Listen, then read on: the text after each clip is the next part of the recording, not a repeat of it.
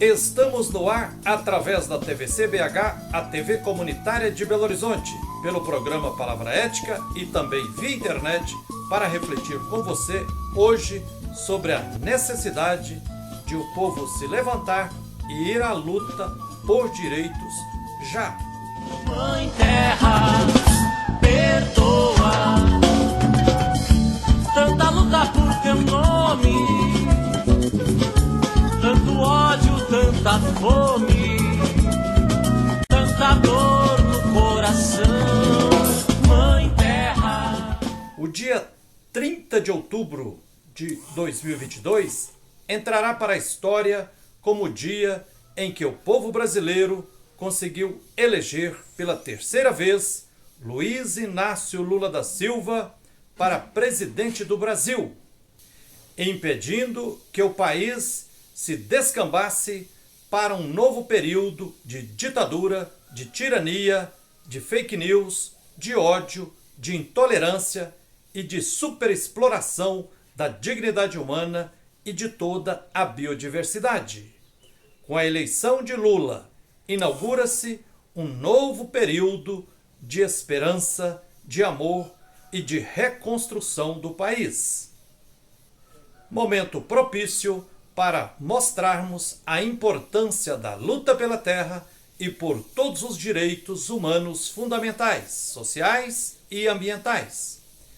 Em um país que reproduz cotidianamente, há 522 anos, uma iníqua estrutura fundiária pautada no latifúndio, quer dizer, aprisionamento e cativeiro da terra, a luta pela terra e na terra é imprescindível, pois, enquanto perdurar a injustiça agrária, não teremos justiça social, nem urbana e nem ambiental.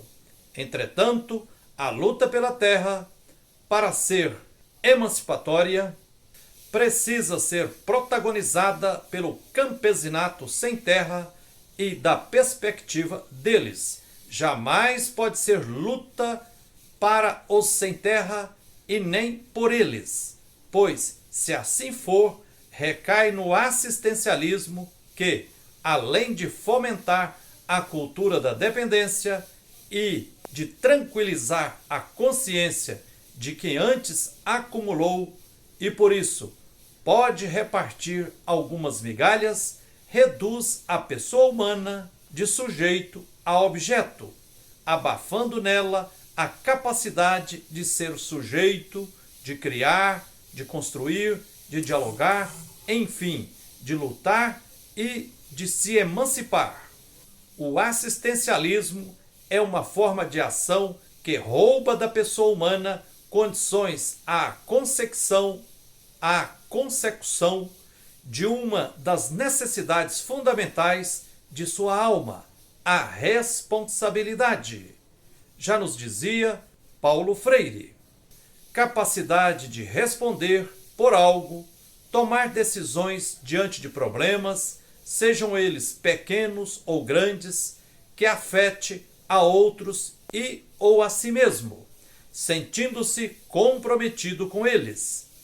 Na metodologia de trabalho e de luta da Comissão Pastoral da Terra, do Movimento dos Trabalhadores Rurais Sem Terra e de dezenas de outros movimentos sociais camponeses, os sem terra se tornam responsáveis e corresponsáveis uns pelos outros e por toda a luta pela distribuição de tarefas envolvendo todos os sem terra do acampamento ou do assentamento, em reuniões de núcleos de base e em assembleias gerais, onde se planejam as ações que precisam ser executadas, como deve ser posta em prática e depois se avaliam todas as atuações. Quando cada sem terra recebe uma tarefa, uma responsabilidade, a primeira coisa que reflete positivamente é a elevação da autoestima. Segundo, a pessoa desenvolve-se como sujeito e assim cresce a consciência de que o êxito da luta depende da corresponsabilidade de todos. Esse jeito pedagógico acorda o infinito potencial da pessoa, adormecido, negado e reprimido na opressão do sistema do capital. Assim, os sem terra, na luta pela terra, resgatam o lema do semanário Revolutions de Paris, publicado em Paris de julho de 1789 a fevereiro de 1794. Qual o lema? Os grandes só nos parecem grandes porque estamos de joelhos. Levantemo-nos!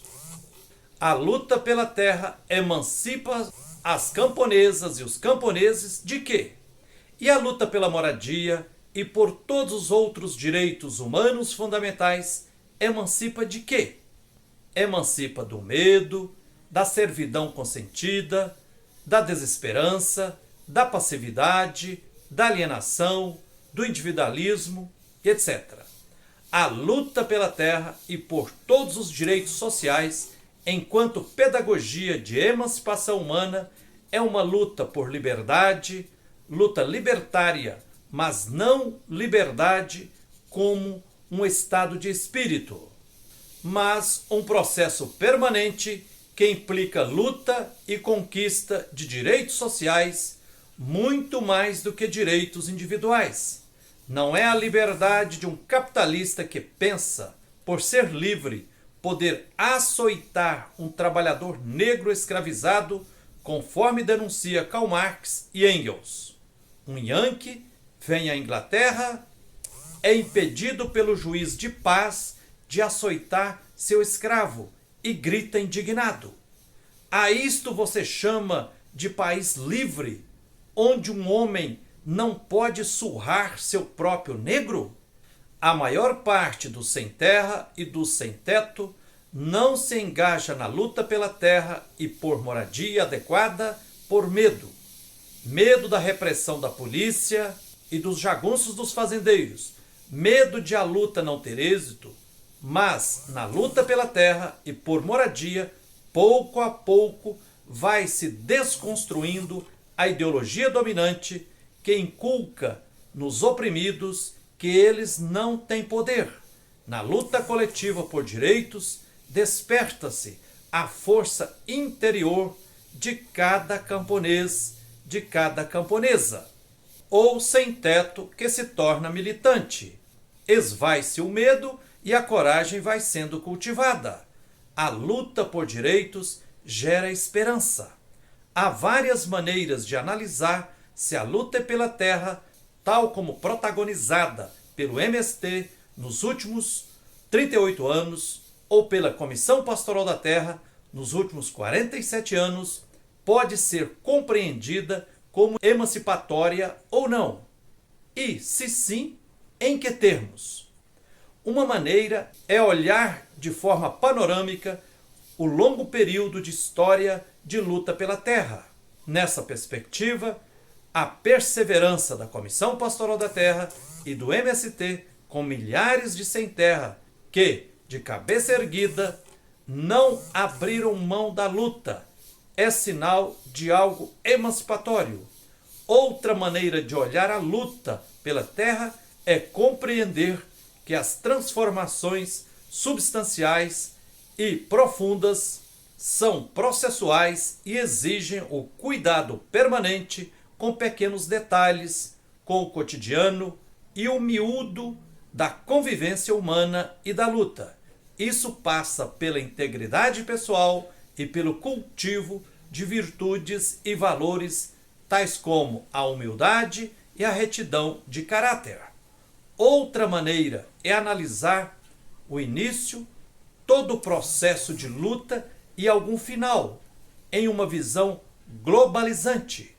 Por essa perspectiva, dá para dizer que a sociedade brasileira não seria a mesma e certamente seria muito pior se não tivesse surgido e se não estivessem atuando no Brasil a Comissão Pastoral da Terra e o MST, ocupando latifúndios que não cumprem sua função social criando consciência emancipatória e desmascarando injustiças tremendas produzidas pelas relações sociais de superexploração do capital. Quando a Comissão Pastoral da Terra e o MST estiverem celebrando 50 ou 100 anos de luta pela terra, poderemos provavelmente ver com mais nitidez o processo emancipatório da luta pela terra. Nessa proposta de análise plural e mesclada em várias perspectivas, estamos em sintonia com o que pondera o historiador Christopher Hill ao analisar as ações e as ideias subversivas dos grupos radicais de trabalhadores que protagonizaram a Revolução Inglesa de 1640.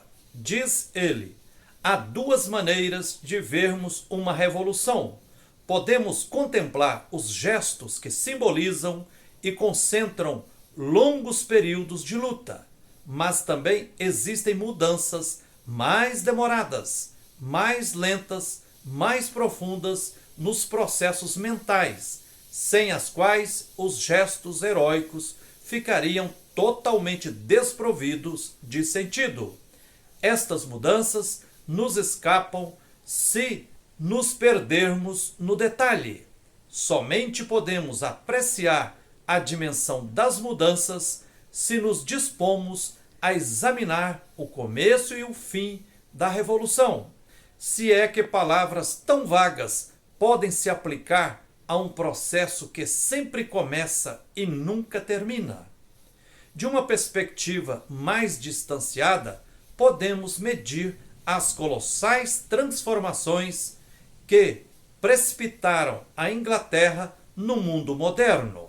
E talvez possamos manifestar certa gratidão a todos esses radicais anônimos que anteviram e tentaram implantar não o nosso mundo contemporâneo, porém algo muito mais nobre, algo que ainda não se realizou, um mundo de ponta cabeça, diz-nos o historiador Christopher Hill.